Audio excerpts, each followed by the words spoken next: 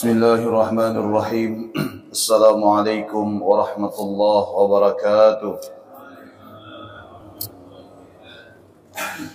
نويت التعلم والتعليم والإفادة والاستفادة والتذكر والتذكير والنفع والانتفاع والحث على التمسك بكتاب الله وسنة رسول الله والدلالة على الهدى والدعاء على الخير.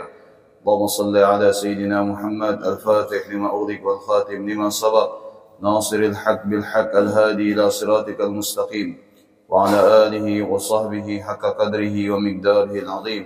سبحانك لا علم لنا إلا ما علمتنا إنك أنت العليم الحكيم. رب اشرح لي صدري ويسر لي أمري واحلل عقدة من لساني يفقه قولي. وصلى الله على سيدنا محمد وعلى آله وصحبه وسلم. والحمد لله رب العالمين. الحمد لله رب العالمين. وبه نستعين على أمور الدنيا والدين. والصلاة والسلام على أشرف الأنبياء والمرسلين سيدنا محمد وعلى آله وصحبه أجمعين. قال المصنف رحمه الله ونفعنا وبعلومه في الدارين الأنقاد. الحديث الخامس النهي عن الابتداع في الدين. عن أم المؤمنين أم عبد الله عائشة رضي الله تعالى عنها قال رسول الله صلى الله عليه وسلم من أحدث في أمرنا هذا ما ليس منه فهو رد. رواه البخاري ومسلم. وفي رواية لمسلم من عمل عملا ليس عليه أمرنا فهو رد. Hadis ini adalah merupakan bagian daripada nasihat bahwasanya Nabi SAW melarang kepada kita untuk mengadakan suatu perkara di dalam agama yang tidak memiliki dasar sama sekali. Melarang kepada kita untuk mengadakan, mengerjakan sesuatu di dalam agama yang tidak memiliki landasan sama sekali. Sehingga dalam hal ini sampai-sampai Nabi SAW bersabda, "Man amila amalan laysa fihi amruna fahuwa raddun." Barang siapa yang melakukan pekerjaan yang di dalamnya itu tidak ada dasar, artinya tidak ada anjuran dari kami, tidak ada dasar sama sekali, maka amalannya akan tertolak.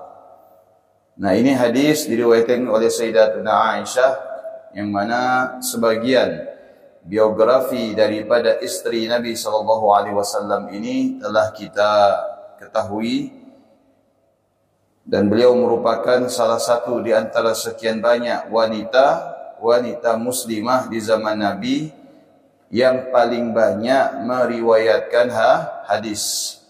Yang paling banyak meriwayatkan hadis, sehingga hadis yang diriwayatkan oleh Sayyidatuna Aisyah berjumlah kurang lebih 1210 hadis sekian, sekitar seperti itu. Dan kemudian termasuk daripada akabir as-sahabah, pembesar-pembesar daripada sahabat Nabi SAW. Istilahnya Aisyah ini masuk dalam kabinet. Istilahnya, karena mayoritas kabinet itu diisi oleh pria laki-laki, dan ada beberapa kabinet itu diisi oleh perempuan. Yang paling menonjol di sini adalah Sayyidatuna Aisyah. Sehingga para sahabat Nabi itu seringkali meminta nasihat kepada Sayyidatuna Aisyah. Salah satunya ada Sayyidina Muawiyah. Sayyidina Muawiyah ini minta nasihat kepada Sayyidatuna Aisyah. Maka kemudian Aisyah lihat menulis. Nah, kenapa Sayyidatuna Aisyah menulis? Tidak langsung menasihati saja, sebagaimana, barangkali di sini saya menasihatkan bapak atau ibu, atau barangkali bapak ibu yang lebih tua dari saya menasihati saya secara langsung melalui lisan. Karena ini menunjukkan bagaimana Sayyidatuna Aisyah radhiyallahu anha menjaga kehormatannya. Bagaimana Sayyidatuna Aisyah menjaga kehormatannya. Padahal bisa saja Sayyidatuna Aisyah memberikan wasiat kepada Sayyidina Muawiyah langsung secara lisan. Tapi Sayyidatuna Aisyah tidak mau, khawatir akan menimbulkan fitnah. Dan para istri-istri Nabi SAW wajib menjaga kehormatannya, sebagaimana Nabi SAW menjaga kehormatan mereka. Mereka wajib menjaga kehormatannya. Sehingga dalam hal yang barangkali menurut kita dalam hal ini barangkali yang kita anggap biasa-biasa saja, maka bagi mereka istri-istri Nabi SAW menganggap ini adalah sesuatu yang tidak biasa karena khawatir menimbulkan yang namanya fitnah. Nah, Sayyidah Muawiyah minta kepada Sayyidatuna Aisyah wasiat. Maka Sayyidatuna Aisyah menulis surat. Apa isinya? Sami'tu Rasulullah sallallahu alaihi wasallam yaqul. Nabi sallallahu alaihi wasallam bersabda, "Man iltamasa ridhan nasi bi sukhtillah, wakkalahu Allahu ila an-nas. Wa man iltamasa ridallah bi sukhtihim, kafallahu ma'unatan nas." Wassalamu alaik. Sayyidatuna Aisyah menulis surat dan kemudian mengucapkan keselamatan atasmu wahai Muawiyah. Sesungguhnya saya mendengar Nabi SAW bersabda, "Manil tamasa ridhan nas bisukhtillah."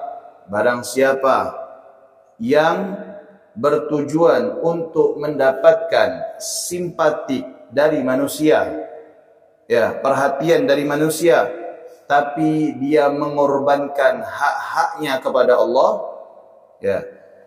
wakkalahu Allahu ilan nas, maka nanti kata Sayyidatuna Aisyah sebagaimana sabda Nabi, Allah akan menjadikan pada akhirnya manusia itu tidak akan simpati kepadanya. Pada akhirnya manusia tidak akan simpati kepadanya. Orang yang melakukan sesuatu, melaksanakan sesuatu, mengerjakan sesuatu bukan untuk mencari keridhaan Allah, bukan untuk mendapatkan petunjuk dari Allah, bukan untuk mendapatkan kebaikan dari Allah Subhanahu wa taala, tapi yang dia dapatkan adalah apa? Popularitas, perhatian manusia yang dia inginkan ini. Maka Allah Subhanahu wa taala pada akhirnya akan menjadikan manusia itu akan berpaling darinya. Kemudian wa mil tamasa ridallah bi sukhtihim. Barang siapa yang mencari ridha Allah Subhanahu wa taala, sekalipun manusia itu tidak suka kepadanya, benci kepadanya, kafahullahu ma'unatan nas, maka nanti Allah Subhanahu wa taala pada akhirnya akan menjadikan manusia itu akan simpati kepadanya. Ini kan dua hal berbeda, betul tidak? Dua hal yang berbeda. Apa yang menjadikan perbedaan? Yang menjadikan perbedaan adalah tujuan. Makanya ada istilahnya di sini, syariah an ta'budah. Syariat itu bagaimana engkau menyembah Allah. Wal haqiqah an taqsudah. Hakikat itu apa tujuanmu ketika menyembah Allah Subhanahu wa ta'ala. Nah, ketika kita semua memiliki kewajiban untuk beramal dan menyembah Allah Subhanahu wa taala, semuanya sama. Semuanya salat, semuanya puasa, semuanya melaksanakan amal saleh, semuanya bersedekah. Yang membedakan kita, saya dengan bapak, bapak dengan saya, apa sih? Tujuan. Siapa yang mengetahui tujuan ini? Allah Subhanahu wa taala. Semua orang bisa melaksanakan salat, semua orang bisa melaksanakan puasa, semua orang bisa mengerjakan amal soleh. Tetapi maaf, yang membedakan antara kita semua ini adalah tujuan. Kalau tujuan kita karena Allah, tujuan kita hanya kepada Allah, niscaya pada akhirnya manusia yang sebelumnya cenderung tidak menyukai dan mendukung kita, pada akhirnya mereka akan simpati kepada kita. Namun jikalau itu dilakukan bukan karena Allah Subhanahu wa taala, niscaya pada akhirnya manusia itu akan bosan, akan jenuh terhadap apa yang kita lakukan, walaupun menurut kita itu adalah kebaikan. Kenapa? Karena Allah sudah mengungkap, membuka ya, apa yang dinilai oleh selama ini manusia kepadanya adalah sesuatu yang salah. Semoga Allah jaga niat kita semua. Semoga Allah jaga tujuan kita. Semoga Allah jadikan tujuan kita semua beribadah karena Allah Subhanahu wa taala. Amin ya rabbal alamin. Wa katabat lahu marratan ukhra. Maka kemudian Sayyidatuna Aisyah menulis lagi surat kepadanya. Amma ba'du fattaqillah, maka hendaknya kamu bertakwa kepada Allah. Fa innaka in ittaqaitallah, apabila engkau bertakwa kepada Allah, kafakan nas, maka manusia akan mencukupimu. Maka manusia akan mencukupimu. Wa in ittaqaitahum lam yaghnu anka minallahi syai'a, maka apabila engkau hanya takut kepada manusia, maka sesungguhnya manusia tidak akan mencukupi kebutuhanmu. Tidak akan mencukupi kebutuhanmu. Bertakwa kepada Allah, niscaya Allah akan menggerakkan hati manusia untuk mencukupi kita. Namun kalau kita takut kepada manusia saja, tidak takut kepada Allah, maka Allah Subhanahu wa taala tidak akan menjamin manusia itu akan memberikan kecukupan kepada kita. Waqad urida fiha khudhu nisfa dinakum an hadhihi al-humaira. Begitu juga sebagian para sahabat sampai menyebutkan, ambillah separuh perkara agama ini daripada Humaira. Humaira itu adalah Sayyidatuna Aisyah, karena beliau yang mulia memiliki kulit yang sangat putih, sehingga saking putihnya itu kemerah-merahan. Makanya beliau itu dijuluki Humaira. Ma ashkala alaina hadithan qad fasa'alna anhu Aisyah illa wajadna indaha minhu ilman. Kata sahabat Nabi, ketika kami mengalami kesulitan dalam hal agama, maka kami merujuk kepada Sayyidatuna Aisyah.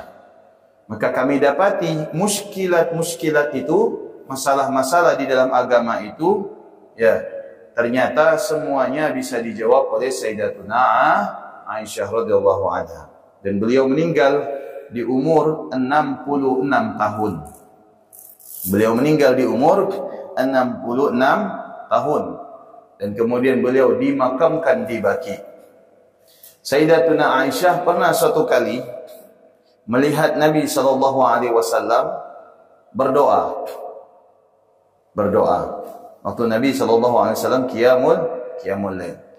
Maka kemudian Aisyah berkata kepada Nabi SAW, wahai suamiku, apakah diriku ini masuk di dalam doamu? Maka kemudian Nabi SAW kemudian mengangkat kedua tangannya dan berkata, Allahumma ighfir li Aisyah, ya Allah, berikan ampunanmu kepada Aisyah. Ma ajharat wa ma asarrat, baik dosa yang dilakukan dalam keadaan terang-terangan atau dalam keadaan sembunyi-sembunyi, baik dosa kecil maupun dosa besar. Maka kemudian Aisyah ketika mengetahui Nabi mendoakannya, itu Aisyah kemudian tersenyum saking senangnya. Yang kedua, kata Nabi SAW, wahai Aisyah, tahukah engkau siapa yang mendapatkan doa ini setiap malam selain engkau? Apa kata Aisyah? Siapa lagi kalau bukan aku? Kata Nabi, ada. Siapa? Umatku. Karena sesungguhnya setiap malam, apa yang saya doakan untukmu wahai Aisyah, sama halnya dengan saya doakan untuk umat saya. Allahumma salli ala sayyidina Muhammad. Ya, bagaimana Nabi SAW ya mencintai kita semua, mendoakan kita di tengah malam, sama dengan doa yang dipanjatkan untuk Sayyidatuna Aisyah. Pelajaran pertama, menjadikan bahwasanya ya kita ini boleh minta doa kepada seseorang. Ya, walaupun satu sisi ada perintah Allah, supaya kita berdoa sendiri untuk diri kita sendiri. Walaupun tanpa memerlukan doa orang lain, tidak masalah. Tapi tidak menutup kemungkinan kita boleh meminta doa kepada orang lain untuk kita. Ini menunjukkan kerendahan hati yang kita miliki. Atau barangkali doa kita selama ini belum diijabah oleh Allah karena ada beberapa hal yang menghalangi hubungan kita dengan Allah. Namun melalui perantara orang lain bisa menjadikan sebab doa kita itu diterima oleh Allah Subhanahu wa taala. Dan ini menepis anggapan sebagian orang yang mengatakan ya, tidak boleh meminta doa kepada orang lain. Karena Allah sudah berfirman, "Ud'uni astajib lakum." Mintalah doa kepadaku, niscaya aku kabulkan. Ya, satu sisi, tapi di sisi lain Allah tidak menutup. Ya, Allah tidak menutup dan tidak melarang bagi kita untuk meminta doa kepada orang lain. Aisyah radhiyallahu anha adalah wanita mulia, ahli ibadah. Dikatakan di sini puasa sepanjang tahun. Mana ada perempuan puasa sepanjang tahun? Betul tak? Apalagi untuk zaman sekarang. Tak tahan dia lihat bakso hujan-hujan tu. Ya kan? Perempuan, seorang wanita abidah, shaimah, ahli ibadah, kemudian apa? Puasa sepanjang tahun. Pun begitu masih berharap doa kepada Nabi SAW. Menunjukkan bahwasanya Aisyah merasa di hadapan Nabi ini tidak ada apa-apanya. Yang kedua, itulah rahmat Nabi kepada kita. Sampai-sampai Nabi mengatakan, "Hakadha fa'altu li ummati."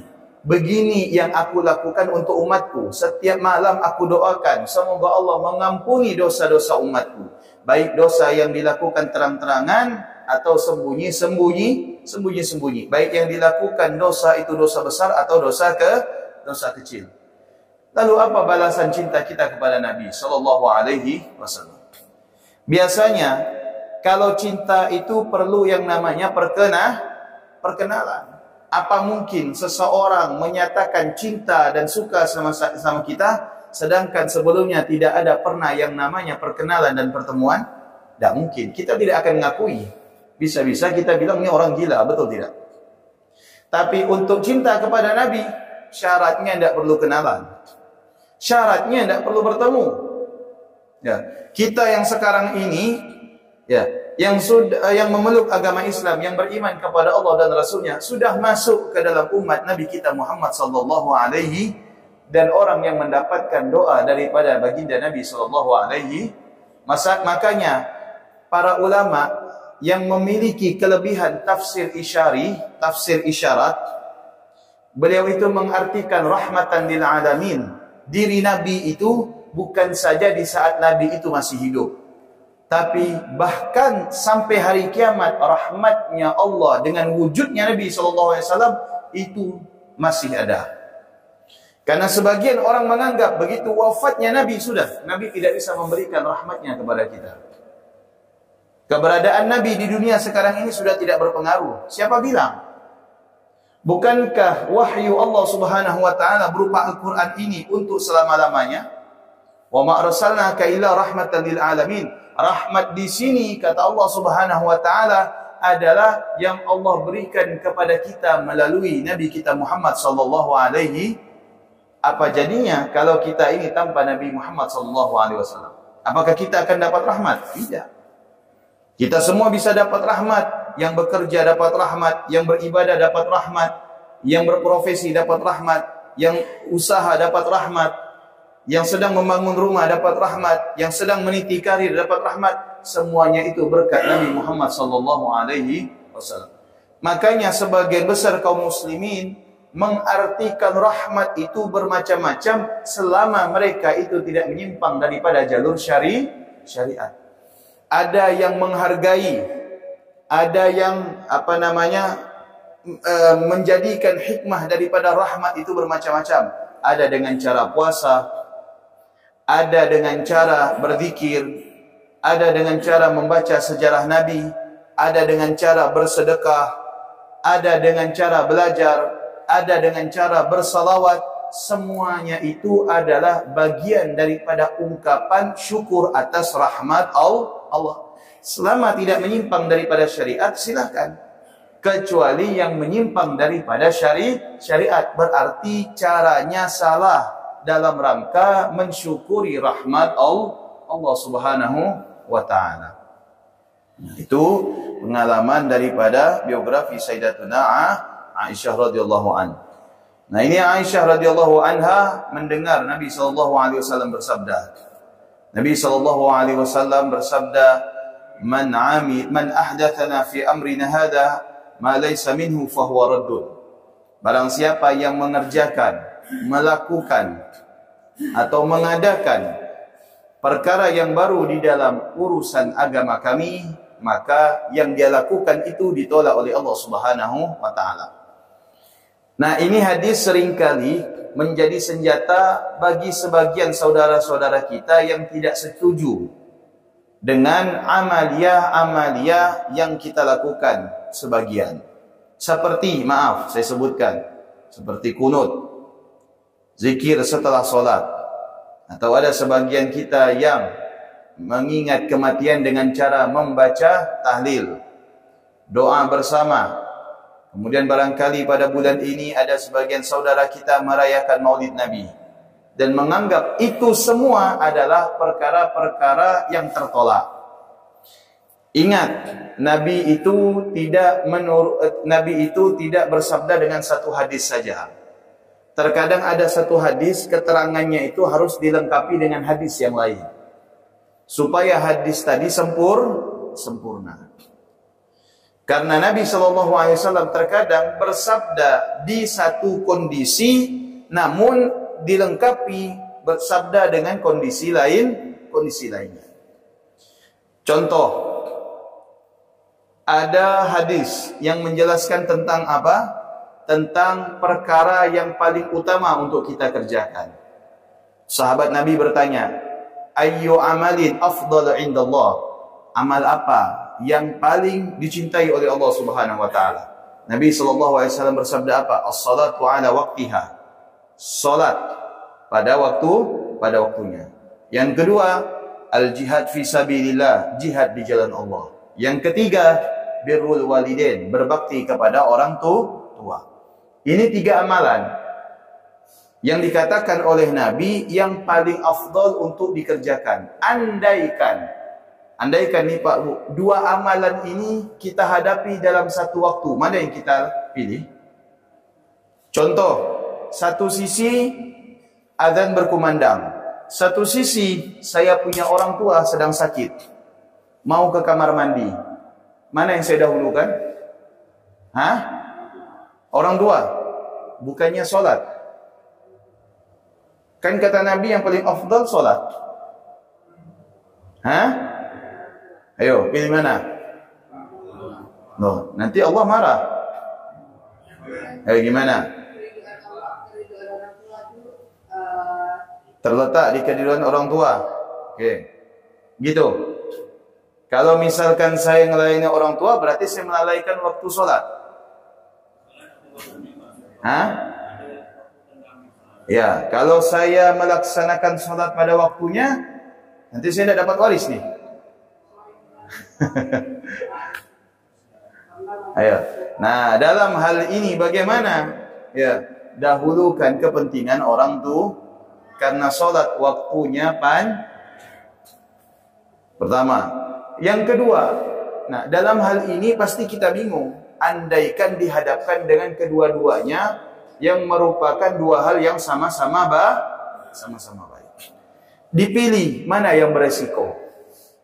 Yang lebih besar resiko yang kita hadapi. Oh, Pak Ustaz, tapi melalaikan sholat itu resiko. Iya, tapi resiko di sini tidak mungkin Allah berikan ketika Allah melihat kita tengah bakti kepada orang tua. Ya. Bagaimana dengan ayat yang ada di Al-Quran bahwa sholat itu paling utama di sisi Allah Subhanahu wa taala? Iya, maksudnya amalan yang paling banyak itu yang paling utama di sisi Allah adalah sholat. Tapi itu sifatnya tidak mutlak. Makanya saya jelaskan ini. Ya, saya jelaskan ya. Oke. Nah, tadi kita dihadapkan dengan dua hal yang sama-sama baiknya, sama-sama memiliki keutamaan. Lalu Pak Ustadz, kalau tiga-tiganya ini jihad, solat, bakti kepada orang tua, mana kita pilih? Ini sabda Nabi kepada sahabat sallallahu alaihi wasallam. Bagaimana? Semua sahabat tiga-tiganya ini disabdakan oleh Nabi di dalam tiga hal yang berbeda. Bukan serempak, bukan sebagaimana kita duduk seperti ini, bukan. Tapi Nabi duduk. Satu sahabat datang, "Ya Rasulullah, amalan apa yang paling utama bagi saya?" Nabi lihat, oh ini sering lalai solatnya. Kata Nabi, solat pada waktunya. Esoknya Nabi duduk lagi, datang sahabat, "Ya Rasulullah, amalan apa yang paling afdal bagi saya?" Dilihat oleh Nabi, oh ini punya orang tua, tapi dia kurang berbakti. Nabi bilang, berbakti kepada orang tuamu. Datang lagi sahabat satunya. Kemudian bertanya, "Ya Rasulullah, amalan apa yang paling utama?" Orang ini kalau diajak jihad sering belet. Maka Nabi SAW bilang, jihad di jalan Allah. Nah, ini menunjukkan bahwasanya tidak mesti ya segala sesuatu itu ya dilakukan dalam keadaan serempak hingga akhirnya nanti menimbulkan kerancuan. Begitu juga dengan maksud hadis ini. Ya, tidak bisa kita mengatakan, oh ini hadis berarti segala perkara ya yang tidak ada di zaman Nabi semuanya dihukumi bid'ah. Kalau semuanya dihukumi bid'ah dengan dalil tidak ada di zaman Nabi, hampir semua yang kita lakukan ini bid'ah. Saya kasih contoh satu. Bapak tahu sholat zuhur dari mana? Dari mana? Dari matahari apa dari jam? Ya, orang azan lihat jam atau lihat matahari? Lihat jam. Oke. Berarti jam ini menentukan masuk waktunya sholat. Betul? Ada tidak di zaman Nabi? Kenapa tidak pakai matahari, Pak? Hah? Ya. Maka disinilah kita perlu yang namanya media, wasilah. Untuk memudahkan kita melakukan ibadah. Ya. Loh Pak Ustadz, ini kan bukan perkara ibadah loh. Jam ini menjadi sandaran kita untuk ibadah, betul tidak? Ketika kita mau sholat, kita pasti lihat jam, bukan kita lihat bulan, bukan kita lihat matahari. Padahal, ya di semua kita fikih, waktu sholat itu patokannya bukan jam. Walaupun fikihnya itu fikih kontemporer. Walaupun fikihnya dikarang oleh orang-orang di zaman sekarang ini, tetap mengacunya kepada matahari. Bukan kepada bulan. Bukan kepada jam. Tapi kenapa kita merujuknya kepada jam? Nah, disinilah menunjukkan bahwasanya tidak semua perkara yang tidak ada di zaman Nabi itu dilarang. Yang kedua, ya, kalau kita mengatakan setiap yang tidak ada di zaman Nabi jangan kita lakukan karena itu bid'ah, maka berarti penilaian kita terhadap sebagian sahabat telah berbuat bid'ah. Contoh, Sayyidina Umar salat tarawih di masjid, padahal Nabi tidak pernah mewajibkan salat tarawih di masjid. Apakah Sayyidina Umar melakukan sesuatu yang tidak ada di zaman Nabi? Ya. Apakah akan dikatakan bid'ah? Tidak. Oh, berarti sahabat bebas dari bid'ah. Bukan bebas dari bid'ah. Maka kita fahami makna bid'ah terlebih dahulu. Apa itu bid'ah? Bid'ah itu bukan hukum, Pak. Tidak boleh zikir berjamaah, itu bid'ah. Tanya, bid'ah itu hukum atau bukan? Iya, hukumnya bid'ah. Bid'ah bukan hukum. Hukum ini cuma ada 5. Wajib, haram, sunnah, makruh, mubah. Tidak ada hukum bid'ah. Bid'ah itu adalah masuk kategori perkara. Masuk kategori perkara. Saya tahlilan, saya maulid, saya Isra Mi'raj, saya zikir, saya kunut. Ya, masuk perkara, tapi dilihat perkaranya perkara baik atau perkara buruk. Loh Pak Ustadz, kenapa dibagi perkara baik atau perkara buruk? Begini, ada hadis Nabi untuk melengkapi hadis ini. Apa kata Nabi SAW? Man sanna sunnatan hasanatan falahu ajrun wa ajrun man amila biha. Barang siapa yang menciptakan, mengadakan perkara yang baik, maka dia akan mendapatkan pahala dari perkara tersebut dan pahala dari orang yang mengerjakan perkara tersebut. Nah, hadis ini ya yang melengkapi hadis ini. Artinya, segala sesuatu yang tidak ada di zaman Nabi terjadi di zaman kita. Sekalipun tidak pernah dilakukan Nabi, tidak pernah dilakukan sahabat, namun ini adalah perkara baik, tidak bertentangan dengan syariat dan didukung dengan dalil, maka ini disebut dengan sunnah hasanah. Atau Imam Syafi'i membagi menjadi dua. Ada bid'ah baik, ada bid'ah buruk. Jadi bid'ah itu bukan langsung disebutkan ini bid'ah, sudah pasti jelek. Tidak. Karena Nabi juga bersabda, sunnah dibagi menjadi dua. Ada sunnah baik, ada sunnah buruk. Jelas nggak kira-kira? Paham? Ada sunnah baik, ada sunnah buruk. Nah, perkara-perkara khilafiyah seperti kunut, seperti tahlilan, seperti zikir bersama, doa bersama, haul, kemudian maulidan, itu masuk kategori bid'ah karena tidak ada di zaman Nabi. Oke, tapi jangan Anda mengatakan ini perkara yang sesat.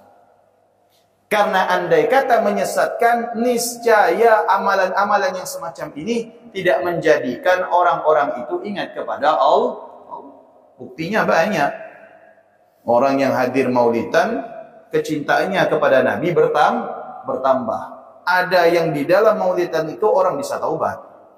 Dengan doa bersama, orang sadar bahwasanya yadullah fauqa jamaah. Kekuasaan Allah itu di atas yang namanya berjamaah. Kunut dan yang sebagainya. Memang itu adalah perkara bid'ah, tapi bid'ah yang baik. Kenapa pula dibagi menjadi dua bid'ahnya, Ustaz? Ya, bukan saya, tapi yang membaginya Nabi. Kenapa pula dikatakan bid'ah baik, Ustaz? Ya, bukan saya, tapi Sayyidina Umar. Ketika Sayyidina Umar mengharuskan tarawih 20 rakaat dan harus di masjid, apa kata Sayyidina Umar? Ni'mal bid'ah hadhihi. Ini adalah sebaik-baik bid'ah. Berarti kalau Anda mengatakan setiap bid'ah sesat, Sayyidina Umar adalah pelopor kesesatan. Dan banyak para sahabat Nabi melakukan sesuatu yang tak pernah dilakukan Nabi. Seperti Sayyidina Utsman mengumpulkan mushaf. Apakah di zaman Nabi dikumpulkan mushaf? Tidak ada. Sampailah mushaf di tangan kita. Sayyidina Ali, Khalid bin Walid, bahkan para ulama-ulama salaf seringkali melakukan sesuatu yang tak pernah dilakukan oleh Nabi. Seperti siapa? Imam Ahmad bin Hanbal. Imam Ahmad bin Hanbal setiap habis salat, inni la astaghfirullah lisyafi'i 70 marratan. Saya memohon ampun kepada Allah untuk guru saya Imam Syafi'i setiap habis solat 70 kali. Apakah pernah Abu Bakar minta membaca istighfar untuk Rasulullah 70 kali? Tidak pernah.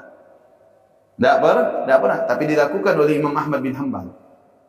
Atau dari kalangan mereka, Ibnu Taimiyah mengatakan, saya setiap habis solat subuh membaca Al-Fatihah selama 41 kali sampai terbit fajar atau syuruk. Ya, apakah pernah dilakukan Nabi? Pernah dilakukan sahabat? Tidak pernah. Makanya ketika kita berbeda, jangan langsung menghukumi seseorang itu keluar daripada jalur syari, karena barangkali hal yang semacam ini ada dasarnya, ada dalilnya, namun karena keterbatasan pemahaman kita, maka hingga akhirnya kita sulit sekali menerima kebaikan yang dilakukan oleh orang lain. Kira-kira jelas? Ada yang mau ditanyakan? Silakan. Waalaikumsalam warahmatullahi wabarakatuh.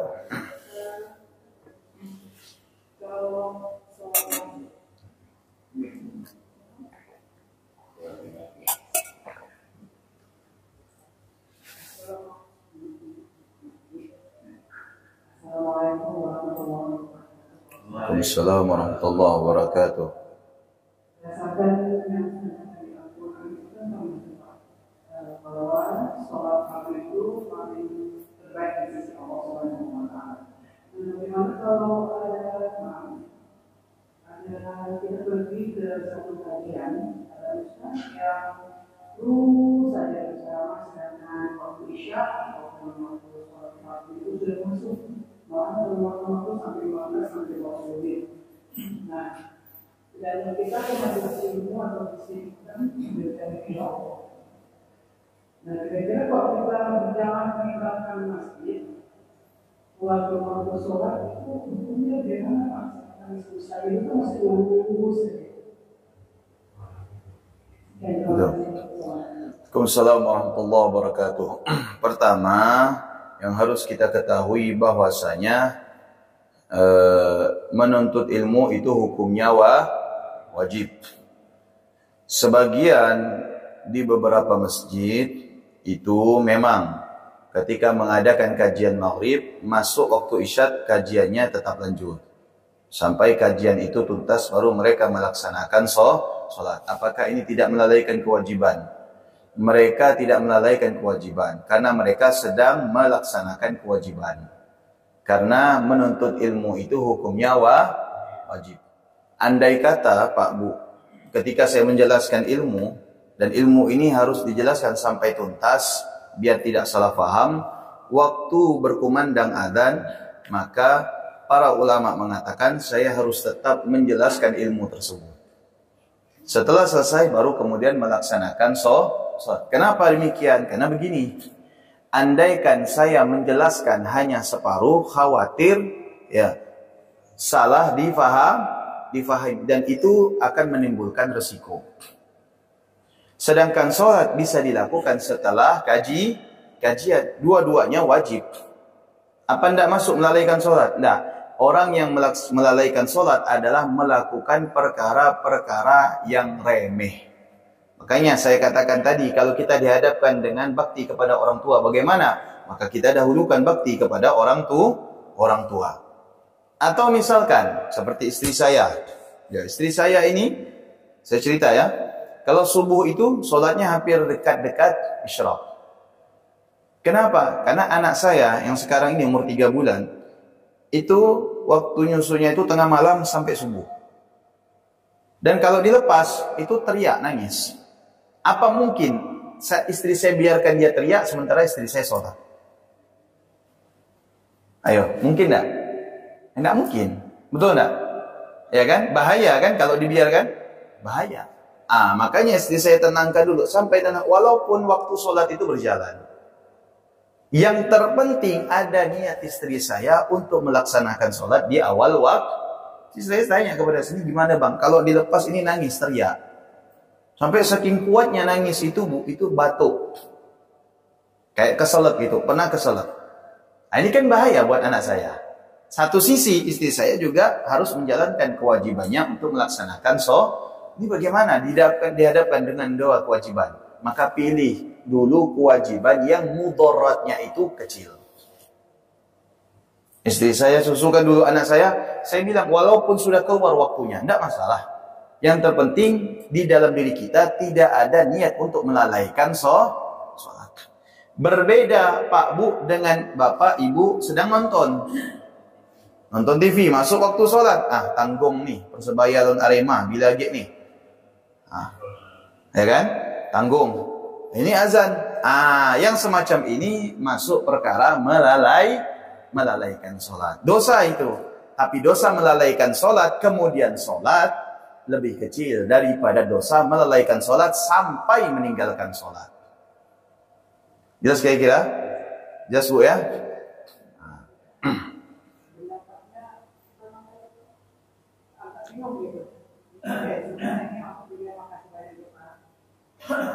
Bu?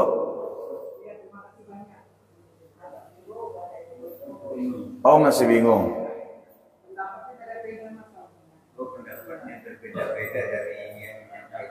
Oh ya, tidak masalah. Memang semua orang ya bebas berpendapat, tinggal kembali ke ibu saya yang ngambil. Ya, sama-sama. Assalamualaikum warahmatullahi wabarakatuh.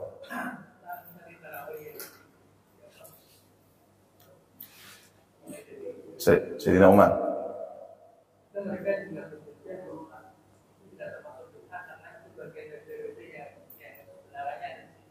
Ya.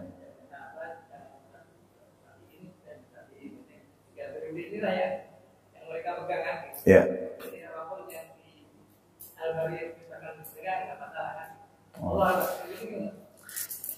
Kan di sini dikatakan bahwasanya Nabi SAW bersabda, "Man ahdatha fi amrina hadha ma laysa minhu fahuwa raddun."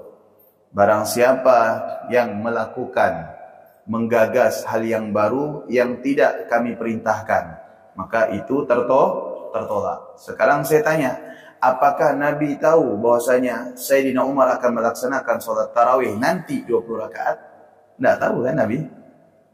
Nah, artinya yang semacam ini terkadang pembelaan untuk mereka saja, Pak.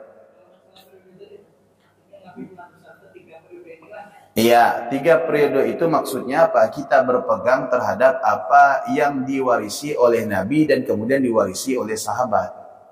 Nah, ketika kita berbicara, mereka ini kan istilahnya memojokkan kita melakukan sesuatu yang tak pernah dilakukan sahabat. Betul tidak? Tapi bagaimana dengan sahabat melakukan sesuatu yang tak pernah dilakukan oleh Nabi? Mereka kan sering berhujah, jangan lakukan sesuatu yang tak dilakukan oleh Nabi. Nah terus kita bilang, bagaimana dengan sahabat yang melakukan sesuatu yang tak pernah dilakukan oleh Nabi? Baru mereka perbaiki. Mereka bilang, begitu juga para sahabat, jangan melakukan sesuatu yang tak dilakukan oleh Nabi dan sahabat. Betul tak? Bagaimana dengan tabi'in yang melakukan sesuatu yang tak pernah dilakukan oleh sahabat dan Nabi? Jangan melakukan sesuatu yang tak pernah dilakukan oleh Nabi, sahabat dan tabi'in. Bagaimana dengan tabi'in melakukan sesuatu yang tak pernah dilakukan oleh sebelum-sebelumnya? Mereka clearkan lagi, jangan melakukan sesuatu yang tak pernah dilakukan oleh Nabi, sahabat, tabi'in, tabi'in. Nah, seterusnya seperti itu, Pak. Nah, seterusnya seperti mereka itu ngeles. Jadi ketika mereka bilang jangan lakukan yang tak pernah dilakukan Nabi, oleh sahabat pernah melakukan yang tak pernah dilakukan Nabi. Begitu juga sahabat, tabi'in pernah melakukan yang tak pernah dilakukan oleh Nabi. Begitu juga tabi'in, tabi'in pernah melakukan yang tak pernah dilakukan oleh Nabi. Nah, akhirnya mereka kewalahan. Sebenarnya mereka kewalahan karena setiap zaman itu ada terobosan baru untuk hal-hal kebaikan. Saya kasih contoh, Pak. Misalkan, benar pernah tidak, Pak, Nabi ngajak sahabatnya tuh keliling untuk memberikan bantuan? Pernah tidak? Tidak pernah. Betul tidak? Tidak ada dalam riwayat Nabi itu keliling mengadakan istilahnya kayak kita zaman sekarang ini apa? Kopdar ya. Betul tidak? Kopdar kan? Mengumpulkan orang, yuk kita ngadakan sekarang jenguk yatim piatu, pesantren atau ke kampung ini kita bagi-bagi. Tidak pernah Nabi. Tapi apakah ini bid'ah? Ya tidak. Kalaupun bid'ah, ini adalah perkara baik. Ya, ini tetap masuk bab sedekah. Cuman caranya berbeda. Nabi nganjurkan sedekah. Nah, kita melakukan sedekah. Tapi walaupun caranya berbeda, namun tujuannya tetap sama. Seringkali orang ini salah. Menilai apa? Menilai kemasan saja. Tapi dia tidak mengetahui substansinya. Apa di balik kemasan. Mereka sering mengatakan, tahlil itu adalah budaya Hindu. Mana ada orang Hindu la ilaha illallah? Ada enggak orang Hindu tu la ilaha illallah, la ilaha illallah? Ada enggak? Ya enggak ada. Enggak, Ustaz, caranya. Nah, apa caranya orang Hindu ketika meninggal? Ya mereka kumpul. Kumpulnya ngapain? La ilaha illallah. Enggak. Terus mereka yang namanya berkumpulan, jangan dikatakan semua perkumpulan itu tidak baik. Kalau kita di masjid sekarang ini berkumpul, betul enggak? Perkumpulan mereka setelah kematian, perkumpulan kita setelah kematian sama, tapi substansinya yang berbeda. Substansinya yang berbeda. Mereka orang ketika ada keluarganya yang meninggal, mereka yang dilakukan apa? Maaf, barangkali sebagian mereka ada yang berjudi, betul? Ada yang minum minuman keras, betul? Ada yang nyanyi-nyanyian, betul? Nah, kita berbeda. Kita judi, tak? Enggak. Kita mabuk-mabukan enggak? Enggak. Apa yang kita lakukan? Membaca zikir. Fadilah baca zikir itu umum dalilnya. Majelis zikir umum dalilnya. Berdoa bersama umum dalilnya. Nah, makanya terkadang mereka tidak tahu substansi tetapi menilai kesesatan hanya dari cover. Dari kemasan saja mereka tidak tahu substansinya. Begitu juga dalam maulid. Ngapa ngadakan maulid? Ngapa ente ngadakan ulang tahun Nabi? Mana pernah Nabi ulang tahun? Nah terus ente maulid? Kita maulid ini memperingati hari lahir Nabi, yaitu ulang tahun. Ya beda. Kalau ulang tahun saya masih hidup, betul tak? Saya masih hidup, saya manggil orang, saya mengatakan hari ini hari ulang tahun saya, betul? Pun itu boleh apabila caranya tidak menyimpang daripada syariat. Nah, kalau bid'ah lah, Nabi sendiri memperingati hari ulang tahunnya. Setiap Nabi puasa hari Senin. Ditanya, kenapa setiap hari Senin puasa, wahai Nabi? Kata Nabi apa? Hari saat aku dilahirkan. Berarti menunjukkan Nabi punya perhatian terhadap hari lahir. Betul enggak? Kita punya perhatian enggak terhadap hari lahir? Punya. Setiap tanggal sekian kita ingat ini hari lahir saya. Betul? Nabi punya perhatian terhadap hari lahir. Berarti ada kesamaan enggak kita dengan memperingati hari lahir dengan Nabi? Ada. Hanya saja caranya berbeda. Kalau Nabi berpuasa, karena pada saat itu Nabi barangkali tidak melihat mengumpulkan para sahabat itu penting. Ya. Namun di saat sekarang ini kita memperingati hari lahir Nabi dengan mengumpulkan saudara-saudara muslim itu penting. Kenapa? Karena menyampaikan kepada mereka bahwasanya kita mendapatkan anugerah dari Allah. Memberitahukan kepada mereka bahwasanya Nabi SAW itu adalah sebaik-baik Nabi. Menyampaikan kepada mereka tentang sejarah Nabi. Pernah tidak Pak, kita ni duduk sendiri baca sejarah Nabi? Jarang. Betul, jarang kan? Kita maunya ini diceritakan. Kita maunya ini diceritakan. Dari seseorang narasumber menceritakan kepada kita tentang kehidupan Nabi, itu jauh lebih bisa diserapi ketimbang kita membaca sendiri. Karena mohon maaf sekali, barangkali Bapak Ibu sibuk dengan kerja, sibuk dengan usaha, sibuk dengan kegiatan, sibuk dengan hobi, hingga akhirnya belum sempat untuk membaca sejarah Nabi. Maka ketika momen maulid Nabi, diadakan maulid Nabi, baca berzanji, dibai, Habsyi, Syaraful Anam, mengundang salah satu ustaz sebagai narasumber, inilah bentuk bagaimana kita mensyukuri diutusnya Nabi kepada kita. Nah, jelas kira-kira Pak ya? Paham ya? Nah, artinya tidak semua yang tidak dilakukan oleh Nabi, sahabat dan tabi'in itu kemudian lantas menjadi haram. Tidak. Nah, andai kata semua itu dibatasi, maka akan barangkali sulit Islam ini bisa diterima oleh kalangan lain.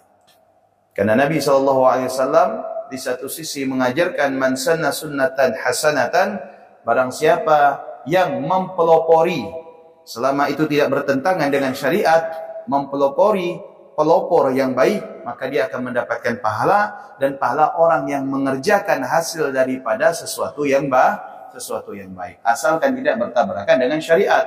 Ya, mengumpulkan orang, yuk kita memperingati maulid Nabi. Bagaimana caranya Pak Ustaz? Kita undang trio macan. Wah, ini jelas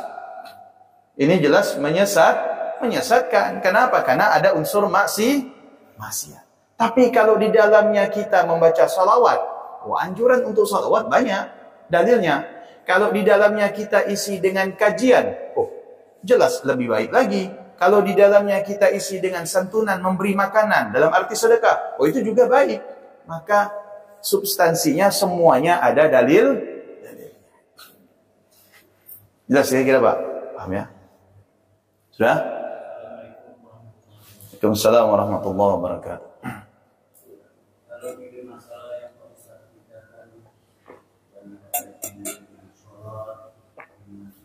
Jihad.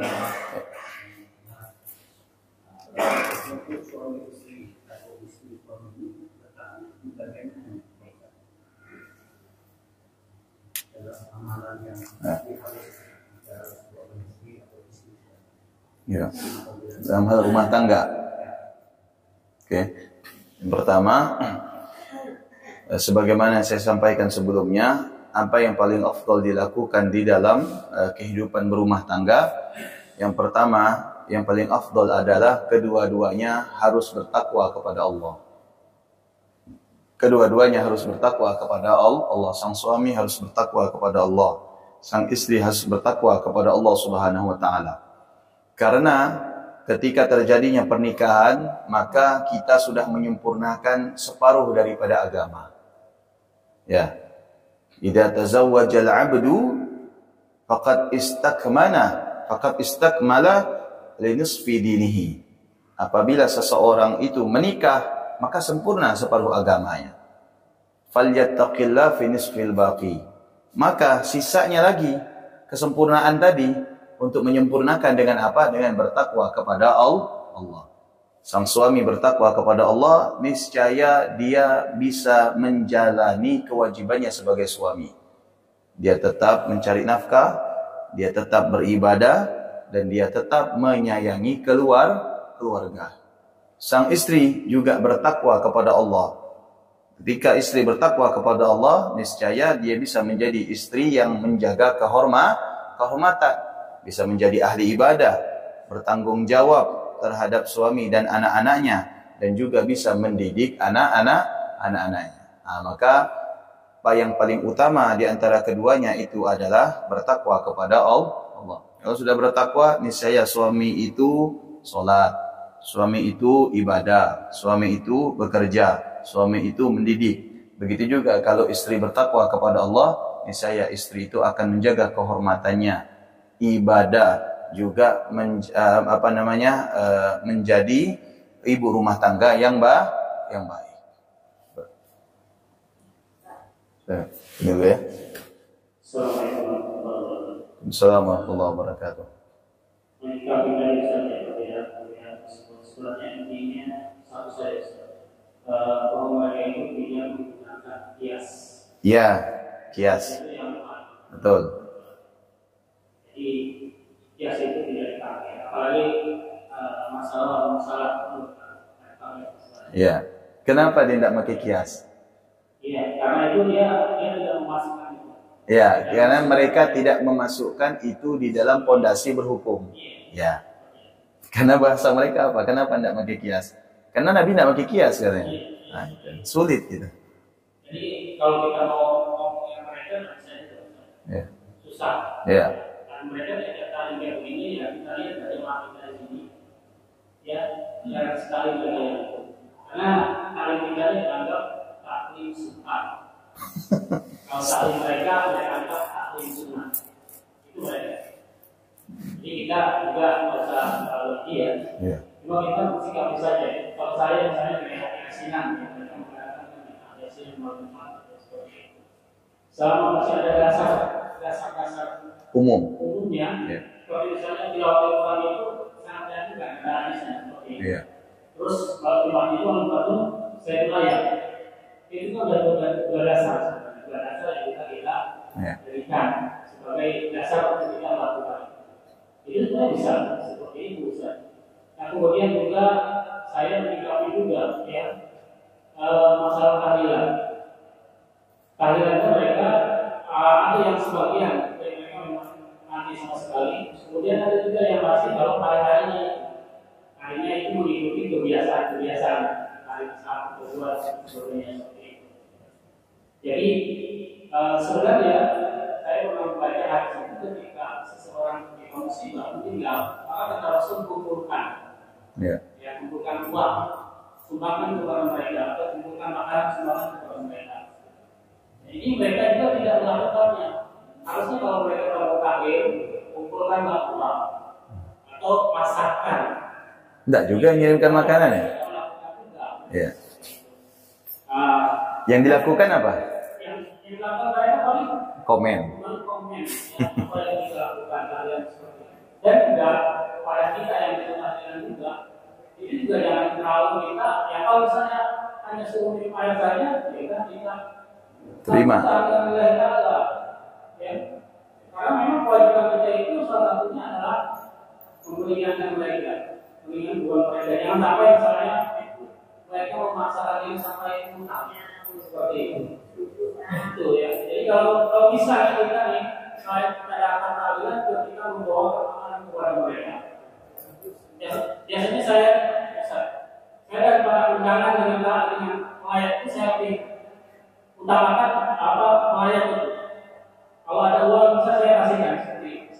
Karena kalau undangan itu kegembiraan saja, seperti itu. Jadi sebenarnya harus seperti itu kita sini membantu mereka. Apalagi kalau kita punya kesempatan memasarkan, memberikan. Jadi misalnya pas harinya nih, pas kita ada meeting, enggak kasih kotak, kasih KTP, berikan pasti yang meninggal seperti itu saja.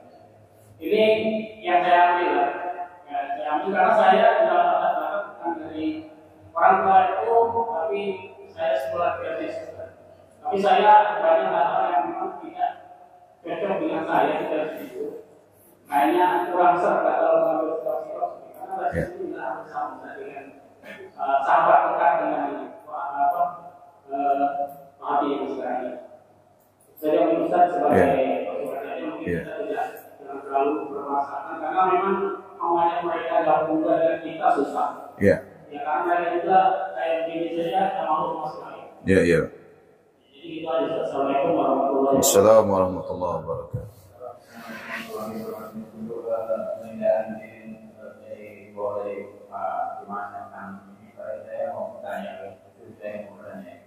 Jadi maksudnya apa yang harus kita jadi ada satu ilmu atau ilmu yang hadir.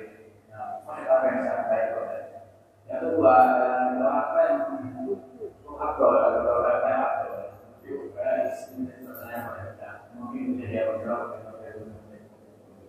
Assalamualaikum warahmatullahi wabarakatuh.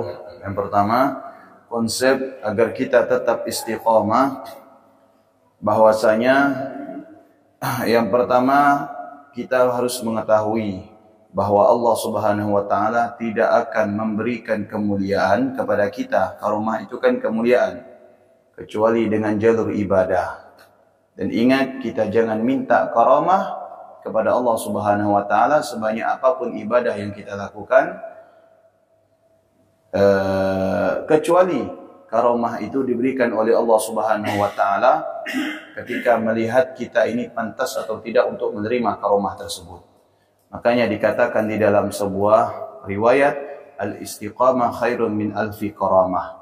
Istiqamah dalam satu ibadah itu lebih baik daripada 1000 karamah. Apa maknanya? Seringkali orang itu, nanti dibahas di hadis ini, ada hadis selanjutnya. Orang itu terkadang baru saja beribadah sudah minta macam-macam kepada Allah. Minta itu kan karomah, betul enggak? Minta kemuliaan. Ya kan, baru aja sholat duha sekali 2 rakaat udah minta macam-macam kepada Allah, padahal baru. Nah, di sini para ulama tidak menganjurkan. Sholat saja duha, nanti karomah itu akan datang sendiri pada waktunya, di mana Allah yang lebih mengetahui kapan karomah itu layak untuk kita. Nah, jangan sampai juga ketika kita mendapat karomah justru menjadikan kita itu akan lalai daripada Allah. Karena tidak sedikit orang yang sudah diberikan karomah oleh Allah, ya, namun pada akhirnya mereka itulah lalai. Istilahnya habis manis sepah dibuang. Konsep dalam berumah tangga agar istri cinta kepada kita, maka kita wajib mencintai istri. Ya kan? Cinta akan dibalas dengan cinta, betul? Sayang akan dibalas dengan sayang. Dan semuanya itu perlu yang namanya pengorbanan. Pengorbanan kita kepada istri bagaimana, maka akan sebesar itu juga cinta istri kepada kita. Kalau kita tidak bisa berkorban untuk istri kita dan lebih banyak berkorban untuk teman kita, maka yang lebih sayang kepada kita teman, bukan istri. Nanti takutnya yang buatin kopi kawan, bukan istri. Betul? Allahu a'lam bissawab. Mudah-mudahan bermanfaat dan semoga Allah jadikan kita ahli istiqamah. Dan semoga Allah memaafkan kesalahan dan kekhilafan kita. Dan semoga kita termasuk orang yang dimasukkan oleh Nabi di dalam doanya. Dan semoga kita mendapatkan ampunan dari Allah sebab doa Nabi. dan semoga Allah Subhanahu wa taala menyelamatkan kita daripada azabnya berkat munajatnya Nabi, dan semoga Allah Subhanahu wa taala meliputi kita dengan rahmatnya berkat yang membawa rahmat di dunia ini Nabi, dan semoga Allah Subhanahu wa taala menjadikan kita termasuk golongan orang-orang yang mendapatkan syafaat Nabi di dunia dan di akhirat. Bismillahirrahmanirrahim. Subhanakallahumma bihamdika asyhadu an la ilaha illa anta astaghfiruka wa atubu ilaik. Assalamualaikum warahmatullahi wabarakatuh.